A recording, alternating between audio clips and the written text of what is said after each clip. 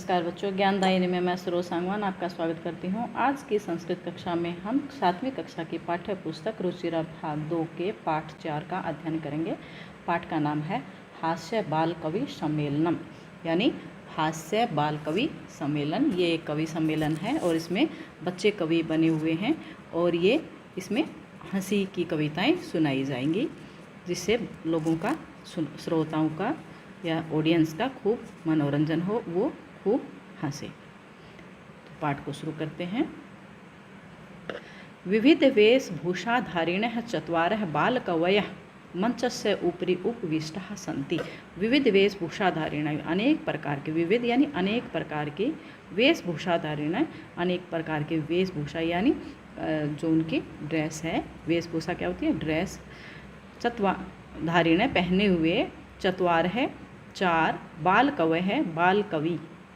कवय कवि शब्द का बहुवचन शब्द है कवय। मंचस्य मंच के ऊपरी ऊपर, उपविष्टा बैठे हुए, संति हैं। अनेक प्रकार के वेशभूषा को धारण किए हुए 4 बाल कवि मंच के ऊपर बैठे हुए हैं। अधः नीचे, श्रोतार है, श्रोता यानी ऑडियंस, हास्य कविता श्रवणाय, हास्य कविता को श्रवणाय सुनने के लिए, उत्सुकः सन्ति उत्सुक संति हैं। कोलाहलम चय और कोलाहल शोर कुर्वन्ति कर रहे हैं। अनेक प्रकार की वेशभूषा को पहने हुए 4 बाल कवि मंच के ऊपर बैठे हुए हैं और नीचे श्रोता हास्य कविता को सुनने के लिए उत्सुक हैं और शोर कर रहे हैं। संचालक यानी डायरेक्टर, अलम कोलाहलेन, संचालक आके बोलता है, अलम अलम यानी बस करो, कोलाहलेन शोर यानी शोर मत करो। अलम कोलाहलेन यानी शोर से बस करो या शोर मत करो।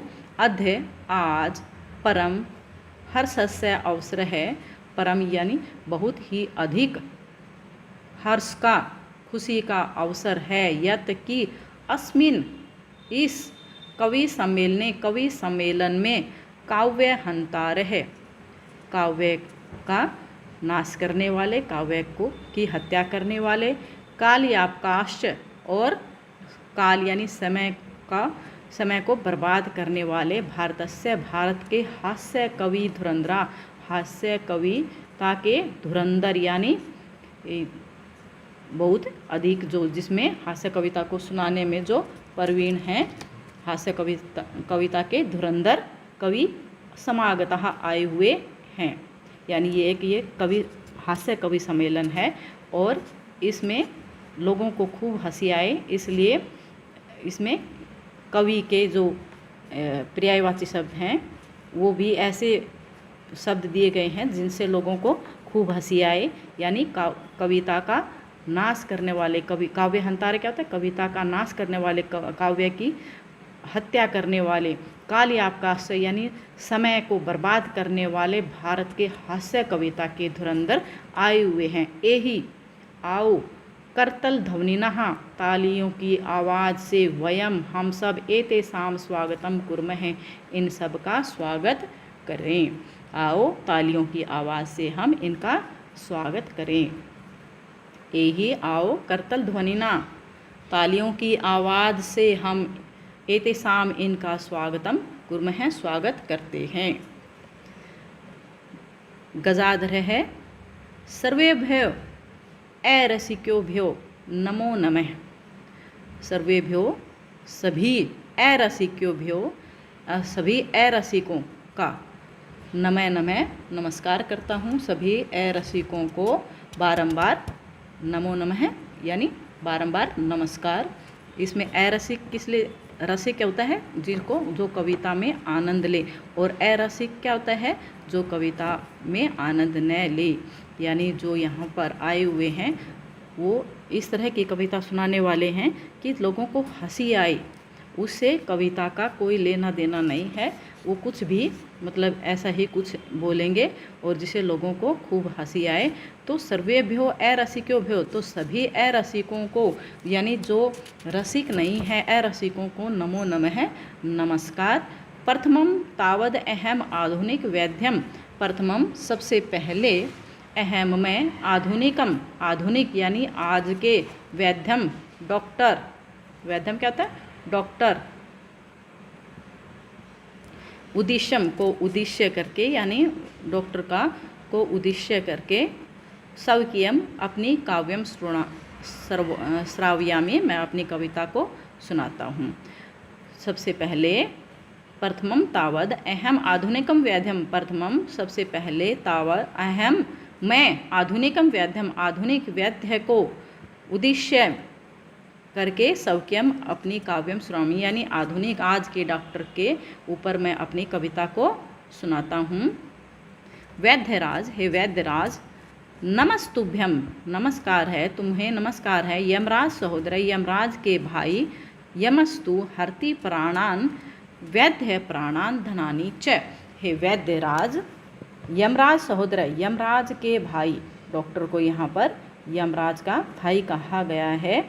वैद्यराज, हे यमराज के भाई वैद्यराज, नमस्तुभ्यम तुम्हें नमस्कार है, नमस्तुभ्यम तुम्हें नमस्कार है, यमस्तु यम है प्लस तू, यम तो यमस्तु यम प्लस तू, यम तो हरति प्राणान, यम तो केवल प्राणों का हरण करता है, वैद्य वैद्य यानी डॉक्टर, प्राणान धनानि च प्राणों और धन दोनों का हरण करता है। इसमें क्या कह रहा है कवि, हे यमराज के भाई वैद्यराज, डॉक्टर को यमराज का भाई बताया गया है, हे यमराज के भाई डॉक्टर वैद्यराज तुम्हें नमस्कार है, यम तो केवल प्राणों का हरण करता है परंतु वैद्य तो प्राणों और धन दोनों का हरण कर लेता है। सर्वे ऊंचाई हसंती, सभी ऊंचाई जोर से हसंती हंसते हैं। कालांतक, कालांतक दूसरे कवि का नाम है, दूसरा कवि कालांतक कहता है, अरे अरे वैद्यस्तु सर्वत्र परंतु नैते मादृशा कुशलः जनसंख्या निवारणे ममापि काव्यम इदम शृण्वन्तु भवन्तः। अरे वैद्यस्तु वैद्य तो सर्वत्र सभी जगह होते हैं, परंतु नैते मादृशा परंतु वे सब मादृशा मेरे जैसे कुशलः कुशल नहीं है, जनसंख्या निवारण जनसंख्या को घटाने में, जनसंख्या को कम करने में, मम अपि काव्यम इदम शृण्वन्तु मेरे भी इस काव्य को आप भवन्तः आप सब शृण्वन्तु सुने। यानी इसमें लोगों को हंसी दिलाने के लिए क्या कह रहे हैं कि मैं तो अपनी कविता को सुनाकर ही लोगों को मार डालता हूँ। वैद्य तो सभी जगह मिल जाते हैं परंतु वे मेरे जैसे जनसंख्या को कम करने में कुशल नहीं होते हैं। मम अपि काव्यम इदम शृण्वन्तु मेरे भी इस काव्य को आप सुने। चितां प्रज्वलितां दृष्ट्वा वैद्यो विस्मागतः न अहम गतो न मे भ्रातः कस्य इदं हस्तलाघवम्। चिता को प्रज्वलितां जलती हुई दृष्टवा देखकर वैद्य डॉक्टर विस्मय आगत है आश्चर्य में आ गया, विस्मयगत हो गया। न अहम गतो न मैं गया, न अहम गतो न मैं गया, न मैं भ्राता और न ही मेरा भाई। कस्य इदम हस्तलाघवम, कस्य किसकी, इदम यह, हस्तलाघवम हाथ की चतुराई है। जलती हुई चिता को देखकर वैद्यराज आश्चर्यचकित हो गया और क्या कहता है कि न मैं गया और न ही मेरा भाई, यानी मरीज़ का इलाज करने न तो मैं गया और न ही मेरा भाई गया। तो कस्य इदम हस्तलाघवम, तो ये किसके हाथ की चतुराई है।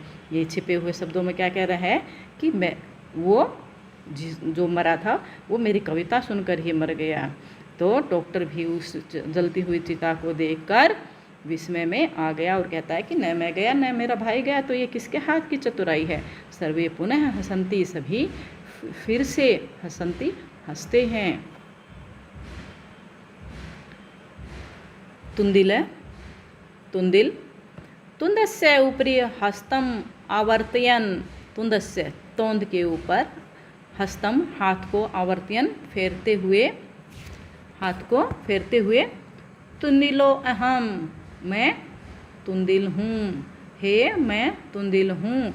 मम अपि इदम काव्यम श्रूयताम, मम अपि मेरे भी इदम इस काव्य को श्रूयताम सुनो जीवने और जीवन में धार्यताम च और जीवन में धारण करो। क्या कह रहा है? तुंदस्य ऊपरी हस्तम आवर्तयन, तुंदिल हाथ तोंद के ऊपर हाथ को फेरते हुए, और क्या कहता है कि हे मैं तुंदिल हूँ, मम अपि इदम काव्यम श्रूयताम मेरे भी इस काव्य को, इस कविता को आप सुने और अपने जीवन में धारण करें, जीवन में अपनाएं। परा अन्नम प्राप्य दुर्बुद्धे माँ शरीरे दयाम कुरु, परा अन्नम दुर्लभम लोके शरीराणि पुनः पुनः। परा अन्नम यानी पराये अन्न को प्राप्य है प्राप्त करके, दुर्बुद्धे दुष्ट बुद्धि वाले, माँ शरीरे दयाम कुरु में माँ मत माँ का मतलब मत, शरीरे शरीर पर दयाम दया कुरु करो। हे दुर्बुद्धि, हे दुष्ट बुद्धि, परा अन्नम पराये अन्न को, दूसरे के अन्न को प्राप्त करके शरीर पर दया मत करो। यहाँ पर माँ शरीर दयाम करो का क्या इससे क्या कहना चाह रहा है कि जब भी किसी का पराये का आपको भोजन मिले, कोई भी आपको दावत पर बुलाता है और आप अपने शरीर पर दया मत करो। यानी आप ये मत सोचो कि मेरा स्वास्थ्य खराब हो जाएगा, मैं मोटा हो जाऊंगा या कुछ भी हो जाएगा, तो अपने शरीर पर दया करने की ज़रूरत नहीं है। परा अन्नम दुर्लभम, परा अन्नम दूसरे का जो अन्न है, दुर्लभम लोके संसार में, परा अन्नम दुर्लभम इस संसार में पराये का अन्न, जो दूसरे का जो अन्न है वो दुर्लभ है, बड़ी कठिनाई से मिलने वाला है। शरीराणि शरीर तो पुनः पुनः यानी शरीर तो बार बार मिल जाते हैं, लेकिन जो दूसरे का जो अन्न है वो बार बार नहीं मिलता। जब भी आपको दूसरे का अन्न मिले तो उस पर टूट पड़ो, जमकर खाओ, अपने शरीर पर दया मत करो। दूसरे का जो अन्न है वो बड़े मुश्किल से मिलता है, लेकिन शरीर तो हर बार ही मिलता है, चाहे वो किसी भी रूप में मिले, लेकिन शरीर तो मिलेगा ही। तो शरीराणि पुनः पुनः शरीर तो बार बार मिल जाते हैं। सर्वे पुनः अट्टहासम कुर्वन्ति, सर्वे सभी पुनः फिर से, अट्टहासम यानी जोर से हंसना, हंसते हैं, सब फिर से सभी जोर से हंसते हैं। 4 वाक्य है। आम आम हाँ हाँ, शरीरस्य पोषणम सर्वथा उचितमेव, शरीर का पोषण सर्वथा उचित ही है। हाँ हाँ, शरीर का पोषण करना, शरीर का ध्यान रखना सर्वथा उचित है। यदि धनम न अस्ति, यदि धनम नास्ति, न प्लस अस्ति, धन नहीं है, तदा तो ऋणम, ऋणम क्या कर्ज, कृत्वा अपि लेकर भी, पौष्टिकम पौष्टिक है पदार्थ है, एव भोक्तव्य है, पौष्टिक पदार्थ एव ही भोक्तव्य खाने चाहिए, का भोग करना चाहिए। यदि धनम नास्ति, यदि धन नहीं है तो कर्ज लेकर भी पौष्टिक पदार्थों का भोक्तव्य भोग करना चाहिए, भोजन खाना चाहिए, पौष्टिक पदार्थ ही खाने चाहिए। तथा कथयति चार्वाक कवि जैसा कि, तथा कथयति जैसा कि चार्वाक कवि कहते हैं, यावत जीवेत सुखम जीवेत ऋणम कृत्वा धृतम पिबेत। यावत यानी जब तक जीवेत जिए, जब तक जियो, सुखम जीवेत सुख से जियो, ऋणम ऋण यानी कर्ज लेकर, कृत्वा लेकर, धृतम पिबेत घी पियो। यावत जीवेत जब तक जियो, सुख से जीवो, और ऋणम कृत्वा कर्ज लेकर भी, धृतम पिबेत घी पियो।